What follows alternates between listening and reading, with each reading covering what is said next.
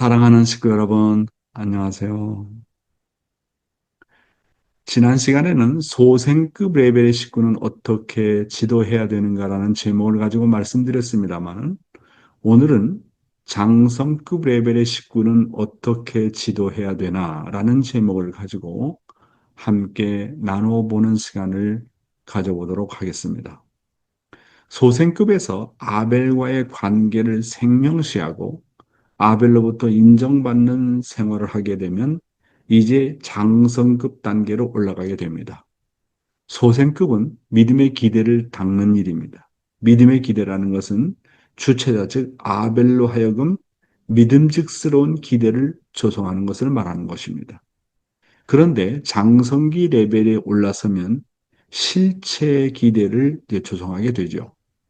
내 자신이 이제 가인의 입장에서 아벨의 입장으로 성장하는 자리가 바로 장성급 레벨의 신앙이다. 이렇게 말씀을 드릴 수가 있겠습니다. 자, 그러면 장성급 레벨의 식구는 어떻게 지도해야 되나? 아버님께서 한때 이런 말씀하셨습니다. 야, 우리 목회자들이 장성급 레벨의 목회자들만 된다 할지라도 교회가 얼마나 발전할까 그런 말씀하셨습니다. 그러니까 그런 말씀은 우리가 아직까지도 장성 레벨의 뭡니까 식구가 되지 못했다, 지도자가 되지 못했다 그런 말씀 아니겠습니까? 그래서 장성급 레벨의 식구를 놓고는 가장 중점을 둬야 되는 것은 뭐냐면 첫째로 믿음의 삶 자녀를 두도록 지도해야 됩니다. 그러니까 자기가 지금까지 아벨을 통해서 교육을 받아왔잖아요.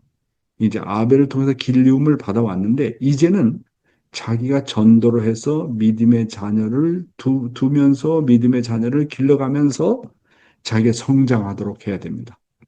그래서 에, 뭐냐면 그 장성금은요, 이 3대 천사에 해당하는 3명의 가인을 굴복시키도록 지도를 해야 됩니다. 그렇잖아요. 하나님에게도 3대 천사가 있었던 것처럼 내가 믿음의 부모 입장에 서게 되기 위해서는 이 일이 대단히 중요합니다. 그래서 장성급은 실체 기대를 쌓는 일이기 때문에 3대 천사에 해당하는 3명의 가인을 굴복시킬 수 있도록 지도해야 돼요. 지금까지 아벨로부터 지도를 많이 받아왔잖아요. 그러니까 자기도 똑같은 방법으로 상속을 받아가지고 지도를 해보는 겁니다. 전도를 해보는 겁니다. 소생급은 내가 아벨에게 자기 부정이라는 게 뭔고, 무엇이고, 절대 순종이라는 게 뭔가, 그런 것을 다 배워왔잖아요. 이제 장성급이 되면서 내가 아벨이 되어가지고 가인으로부터 존경을 받는 인물이 되어야 됩니다. 그리고 장성급에서는 그래서 어떤 훈련을 많이 시켜야 되냐면 전도 훈련을 많이 시켜야 돼요. 이게 제일 빠른 방법입니다. 장성급 레벨의 식구가 되려면 전도를 많이 해서 자신을 따르는 사람을 많이 만들어야 됩니다. 그런데 믿음의 자녀가 세 자녀가 없다면 아직까지도 나는 실체 기대가 없는 거예요. 그래서 믿음의 세 자녀를 두어서 빨리 실체 기대를 닦을 수 있도록 해야 됩니다. 믿음의 자녀가 없는 사람은 아직도 소생급 레벨에 머문다고 봐야 돼요. 그렇잖아요? 그래서 소생급 부활이 제대로 되고 장성급으로 들어가게 되면 참 부모님께서 어떤 분인지 영적으로 알아봅니다. 소생급에서는 말씀을 통해서 참 부모가 이렇게 위대한 분이라는 걸 깨닫지만은 장성급에 들어가면 영적으로 꿈을 꾸고 영적으로 확신이 와요. 정말 아버님이 어머님이 어떤 분이다. 참 부모가 어떤 분인지를 영적으로 다 알아봅니다. 그래서 영적으로 이제 꿈을 통해서 참부모님의 지시를 받는 일도 생기게 되고 참부모님을 꿈에 보는 일이 생기게 되고 영적인 경험을 통해서 참부모님이라는 존재를 이제 부인할 수 없게끔 만드는 겁니다. 따라서 점점점 신앙이 확고해집니다. 그리고 장성급 지도자는 늘 영계의 협조를 받았습니다. 소생급 레벨의 식구는 영계의 주관을 받고 장성급 레벨의 식구는 영계의 협조를 받습니다. 무슨 말씀인지 알죠? 되게 대단히 중요한 거예요. 소생급 레벨의 식구는 영계에 어떻게 된다고요? 영계로부터 주관을 받아요. 장성급 레벨의 식구는 영계 협조를 받고 완성급 레벨의 식구는 영계를 주관합니다. 3단계가 있어요. 소생급에는 어떻게 된다고요? 영계의 주관을 받아요. 환경에 따라 왔다 갔다 해요. 장성급 식구는 영계의 협조를 많이 받습니다. 음?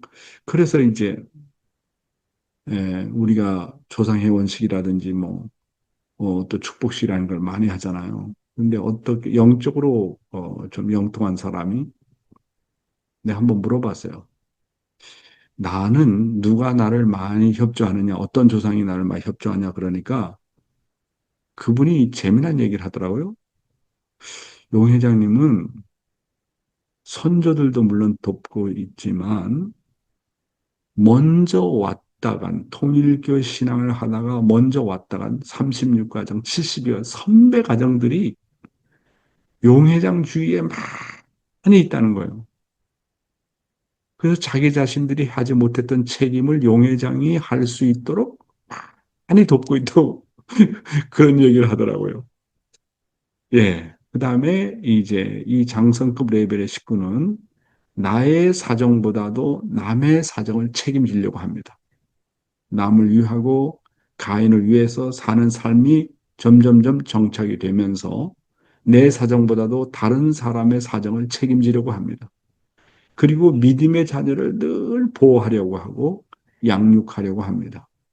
그 다음에 이 장성급 신앙은요, 매사에 주인의식을 가지려고 합니다. 누가 시켜서 하는 게 아니라 주인의식이 굉장히 강하고 책임의식이 굉장히 강합니다. 소생급은 종의 신앙이지만 장성급만 돼도 아버님께서 뭐라고 했냐면 양자의 신앙에서 양자의 신앙. 점점점 철이 들어가면서 주체자의 사정과 소원을 책임지려고 하는 것이 장성급 레벨의 신앙이다. 이렇게 말씀드릴 수 있겠습니다. 다음으로 장성급의 식구는 자기보다도 영적으로 앞선 사람을 금방 알아봅니다. 그리고 자기보다 은혜 받은 사람 또한 바로 알아봅니다. 그래서 자기가 모셔보면, 아, 이분은 나보다 영적으로 급이 높다라는 걸 금방 알아봅니다. 그리고 이제 조금씩 조금씩 이제 하나님의 사정을 느끼기 시작합니다. 하나님의 사정을 중심 삼고 부활하기 시작합니다. 하나님의 사정이 내 사정으로 느껴지기 때문에 하늘의 사정이 상속이 되는 것입니다. 장성급 신앙자들은 종의 신분을 넘어서 양자 레벨의 신앙자들이기 때문에 책임의식이 대단히 강합니다. 그리고 이제 이 장성급 신앙자는 정말 여기서 이제 문제가 되는 것이 뭐냐면 이 장성급 신앙자들이 넘어가야 되는 것이 아담 해와의 시험을 넘어가야 돼요. 음란에서 해방받도록 지도해야 됩니다. 왜냐하면 믿음의 자녀를 많이 기르잖아요. 그러면 내가 사랑을 주게 되면 그 가인이 따라오거든요.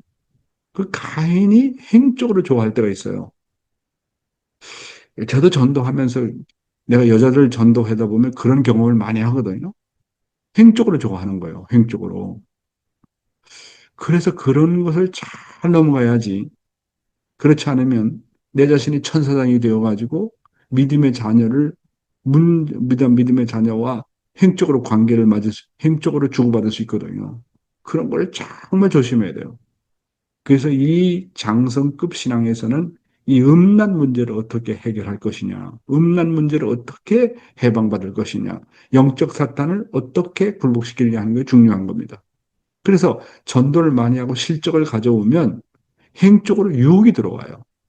왜냐하면 저 사람 사랑도 많고 말씀도 실력도 있고 사람을 품을 줄도 알고 정말 아버지 같은 마음도 있다 하면서 믿음의 자녀들이 처음에는 순수하게 따라오다가 인간적으로 생각해가지고 남자와 여자 사이에 문제가 벌어질 수 있어요.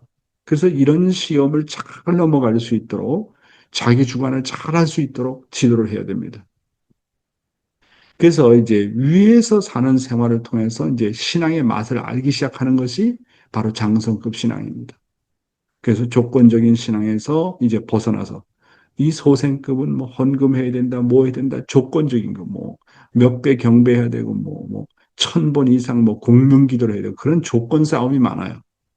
그런데 이제 그런 조건적인 시장에서 벗어나서 매사에서 이 최선을 다하려고 몸부림치는 것이 바로 장성급 식구의 기준이다. 이렇게 말씀을 드릴 수가 있겠습니다. 오늘은 장성급 식구의 기준은 무엇인가에 대해서 여러분에게 말씀을 드렸습니다. 감사합니다.